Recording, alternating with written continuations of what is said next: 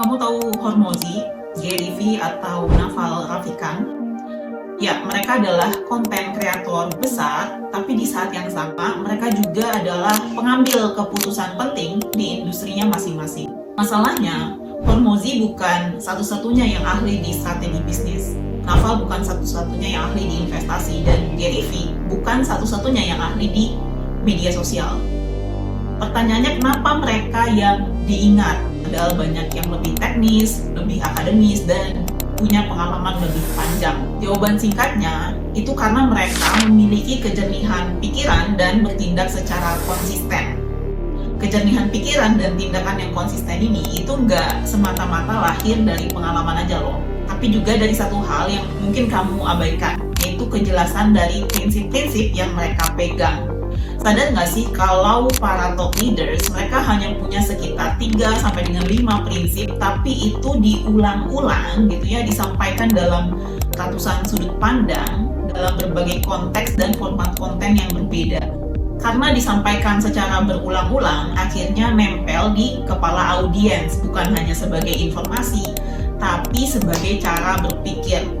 Contohnya nih, kalau misalnya kita ngomongin seputar kebiasaan baik, kita akan langsung ingat James Clear. Karena memang itu prinsip utamanya. Dia selalu membicarakan filosofi 1% better melalui kebiasaan-kebiasaan baik. Lalu pertanyaannya, bisa nggak sih kamu meniru seperti mereka? Bisa, tapi bukan dengan meniru topiknya, bukan dengan meniru format kontennya, dan tentunya bukan meniru gaya bicara mereka. Mulai dari satu pertanyaan dasar. Apa yang mendasari kamu untuk mengambil keputusanmu sendiri? Kalau jawaban kamu masih tergantung konteks dan situasi, itu artinya prinsip kamu masih hidup di dalam intuisi dan bukan kata-kata. Dan selama prinsip itu hidup di dalam intuisi, ya, itu tidak bisa diskalakan, itu tidak bisa menjadi intellectual property, dan itu tidak akan nempel di kepala audiens. Bayangin aja gimana audiens bisa mengingat sesuatu yang bahkan kamu sendiri belum artikulasikan. Dan ini yang aku notice di banyak konten kreator yang merupakan ahli dan praktisi berpengalaman di bidangnya masing-masing. Banyak dari konten mereka itu isinya tips, taktik, strategi, langkah-langkah. Ya ini memang berguna ya, tapi juga di saat yang sama bisa basi. Karena ada satu hal yang jarang atau bahkan mereka sendiri belum artikulasikan, yaitu prinsip apa sih yang mendasari mereka untuk melakukan langkah-langkah itu in the first place. Nah, apa sih bedanya antara prinsip sama konten pada umumnya? Nah, konten pada umumnya seringkali bentuknya adalah taktik atau opini, dan itu berbeda antara taktik, opini, sama prinsip. Contohnya taktik kayak gini, posting di LinkedIn jam 8 pagi. Ini adalah aksi yang sangat spesifik tergantung konteks dan juga fase audiens. Taktik bisa berhasil sekarang, tapi kemudian gagal total 6 bulan kemudian. Nah ini yang banyak banget dilakukan oleh para ahli dan praktisi berpengalaman. Mereka banyak ngasih strategi, taktik, langkah-langkah, dan cara melakukan sesuatu. Nah yang kedua itu adalah opini. Nah opini berbeda dengan taktik ya. Ini contohnya kayak LinkedIn lebih bagus daripada Twitter.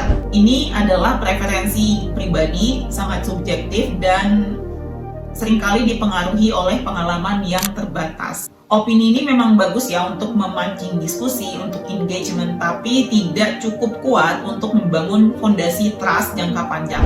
Sementara kalau prinsip itu contohnya adalah distribusi mengikuti resonansi, bukan volume. Ini adalah kebenaran mendasar yang berlaku lintas konteks, lintas bidang. Prinsip itu nggak peduli platform apa yang kamu gunakan gitu, bagaimana algoritma bekerja sekarang, dan tren apa yang sedang naik dan sedang turun. Nah, masalahnya banyak konten kreator itu mengira bahwa taktik adalah prinsip, bahwa opini adalah insight, lalu bingung kenapa audiens gak benar-benar nempel sama ilmu yang sudah mereka bagikan gitu. Karena yang menempel di kepala audiens, yang benar-benar menempel di kepala audiens bukanlah apa yang kamu lakukan, informasi apa yang kamu lakukan, bukan. Tapi cara kamu berpikir saat melakukan itu. Dan cara berpikir hanya bisa ditransfer lewat prinsip. Maka dari itu, pada video kali ini aku akan membantu kamu untuk mendiscover ya 3 prinsip kamu yang bekerja secara hierarkis. Yang pertama itu adalah prinsip dasar. Nah, prinsip dasar ini bukan tentang konten, bukan tentang positioning, bahkan bukan tentang pekerjaan kamu. Ini bagaimana cara kamu memandang hidup bahkan sebelum kamu memulai profesi apapun. Cara yang paling sederhana untuk mengetahui prinsip dasar kamu adalah dengan mengaudit 10 keputusan penting yang sudah kamu ambil dalam 2 tahun terakhir ya. Jadi sudah kamu ambil. Untuk setiap keputusan, kamu jawab pertanyaan ini. Apa keputusannya? Yang kedua, apa alternatifnya? Yang ketiga, kenapa memilih itu? Dan yang keempat, apa prinsip yang mendasarinya? Dan ini adalah contoh jawaban aku. Yang pertama itu, apa keputusan yang aku buat? Yang aku buat adalah aku sengaja nggak nyari pekerjaan tetap untuk jadi konten kreator. Apa alternatifnya? Ya alternatifnya aku bisa punya pekerjaan yang bergengsi dan stabil. Kenapa aku memilih jadi konten kreator? Yang pertama karena aku nggak suka bekerja di bawah kayak instruksi orang lain gitu, yang jamnya diatur oleh orang lain. Dan apa prinsip yang mendasarinya? Bagi aku, kebebasan dan otonomi itu lebih penting daripada status dan keamanan finansial. Nah, setelah kamu mengaudit 10 keputusan terpenting yang kamu ambil 2 tahun terakhir, kamu tentukan mana keputusan yang paling sulit yang kamu ambil gitu, dan mana keputusan yang paling mudah. Kalau di aku, untuk keputusan-keputusan yang paling mudah gitu ya, punya prinsip dasar yang sama, yaitu adalah otonomi yang tadi gitu. Karena kayak nolak pekerjaan tetap untuk jadi konten kreator bukanlah sebuah keputusan, kayak itu sesuatu yang begitu jelas untukku gitu. Dan ternyata setelah aku audit 10 keputusan yang tadi, prinsip dasar aku adalah otonomi. Aku bisa mati miskin, aku bisa gagal, aku bisa dilupakan selama itu atas keputusanku sendiri. Dan yang aku nggak terima adalah jika aku hidup di bawah remote control orang lain. Sementara itu, keputusan yang paling sulit seringkali memperlihatkan harga dari prinsip dasar yang kamu punya. Nah, aku sadar kalau aku tuh punya ego yang besar. Aku ngerasa aku pinter, aku punya skill, I deserve better gitu. Tapi ternyata ego ini bisa menghalangi aku untuk mendapatkan kebebasan. Jadi ya, aku siap membuang egoku ke laut gitu kalau misalnya itu menghalangiku mendapatkan kebebasan. Kalau kamu mau menghemat proses refleksi ini, kamu bisa gunakan ChatGPT, Claude, atau Gemini. Dan aku pribadi paling suka gunakan Claude Pro ya, karena memang paling enak aja kalau diajak debat gitu ya, diajak analisis secara mendalam. Minta mereka untuk menganalisis your core principles, tapi kalau misalnya jawaban dari mereka itu belum terasa sampai ke tulang, kamu jangan buru-buru menyimpulkan. Minta AI-nya untuk mengajukan beberapa pertanyaan lagi sampai akhirnya mereka ngasih tahu kamu apa sih prinsip terdalam kamu gitu. Dan prinsip dasar yang paling dalam bukanlah yang paling mudah diucapin. Biasanya itu yang selalu kamu pertahankan melalui tindakan. Kalau prinsip dasar itu di level 1, kita akan masuk ke level 2, yaitu prinsip domain.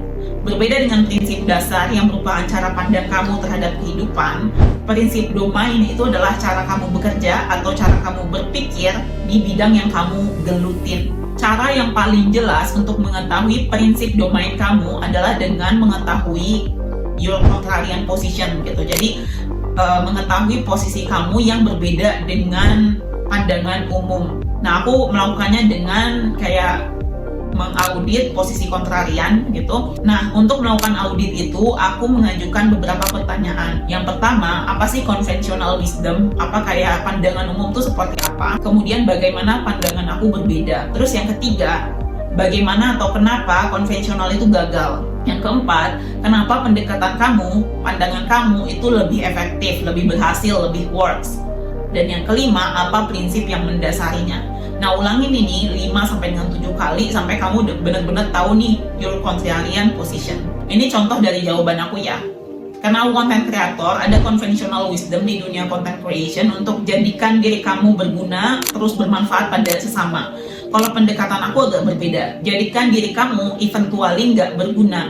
Kenapa konvensional gagal? Misalnya ketika seorang konten kreator nih memberikan tips langkah-langkah strategi cara hidup sehat atau strategi untuk bangun pagi, tapi nggak ngasih tahu prinsip apa yang mendasari kenapa langkah-langkah itu harus diambil atau bagaimana individu tertentu perlu menyesuaikan. Nah, audiens akhirnya akan selalu tergantung pada kreator untuk mencari kebenaran. Mereka tidak mampu untuk menilai sendiri dan mereka harus kembali ke si kreator untuk terus bertanya. Sang kreator memang pada akhirnya terus berguna, tapi ini akan menghancurkan authority dan trust untuk jangka panjang.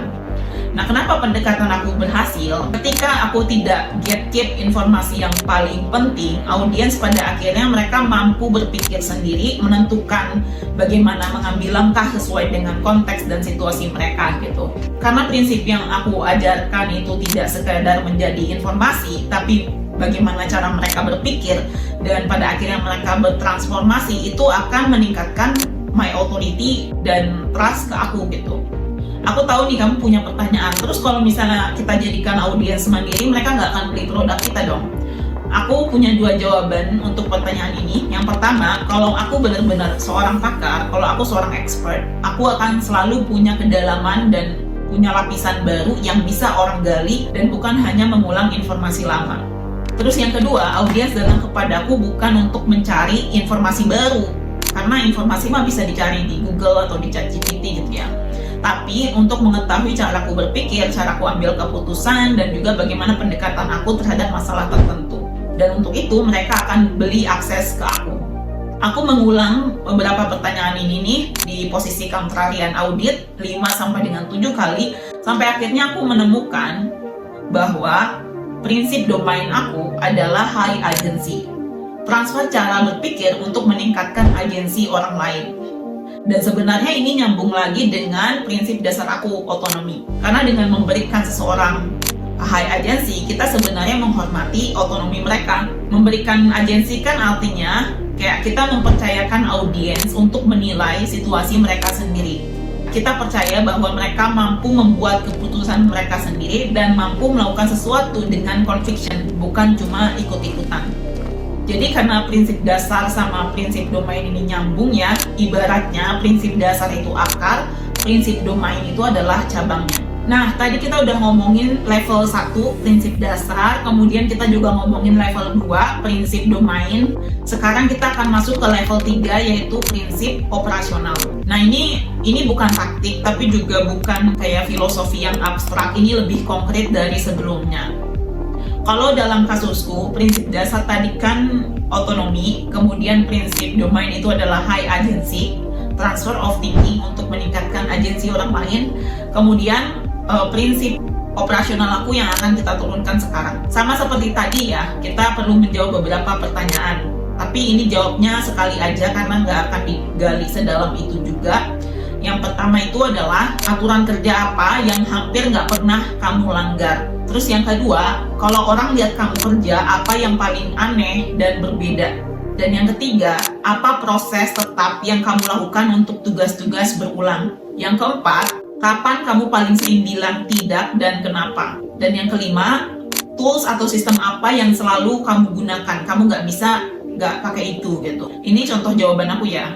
Apa aturan kerja yang nggak pernah aku langgar? Contohnya, kalau aku nulis di malam hari, aku memilih untuk melakukan pekerjaan ini di esok hari. Aku selalu melakukan pekerjaan itu di esok harinya, meskipun itu pekerjaan yang sangat berat gitu. Terus yang kedua, kalau misalnya orang lihat aku kerja, apa yang kelihatan aneh gitu atau nggak biasa, yang aku lakukan itu kemungkinan di antara sesi kerja aku akan keluar gitu ke taman di sini.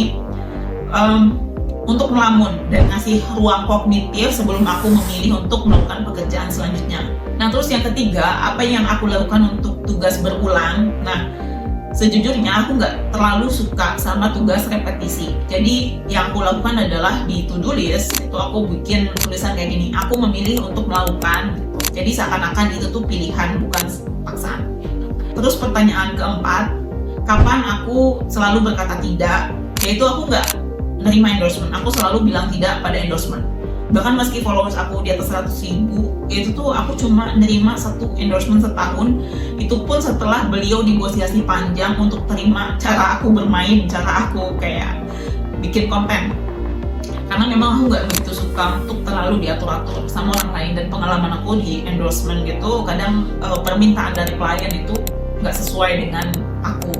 Nah, yang kelima, apa tools yang nggak bisa aku nggak gunain gitu, yaitu adalah Notion. Karena Notion buat aku kayak second brain untuk jadikan working memory aku punya space, punya ruang untuk memilih pekerjaan-pekerjaan yang penting. Ketika aku mencoba menjawab pertanyaan-pertanyaan ini, aku mendapati bahwa prinsip operasional aku itu adalah protect the space to choose. Setiap sistem kerja, setiap keputusan, setiap ritual itu aku lakukan untuk memproteksi ruang kognitif dan ruang emosional aku agar aku melakukan pekerjaan itu dengan penuh kesadaran. Dan sebenarnya ini tuh nyambung lagi kan sama yang sebelumnya gitu, high agency sama autonomy. Karena kalau aku menjaga ruang aku untuk memilih pekerjaan, itu artinya aku memproteksi my own autonomy. Nah, sekarang udah selesai nih, kita tadi udah ngebahas 3 level prinsip yang bekerja secara hierarkis. Nah, akan kita ulang lagi ya. Yang level pertama itu adalah prinsip dasar, cara pandang kita terhadap kehidupan. Nah, untuk mengauditnya, kita perlu mencatat 10 keputusan paling penting yang kita ambil dalam 2 tahun terakhir.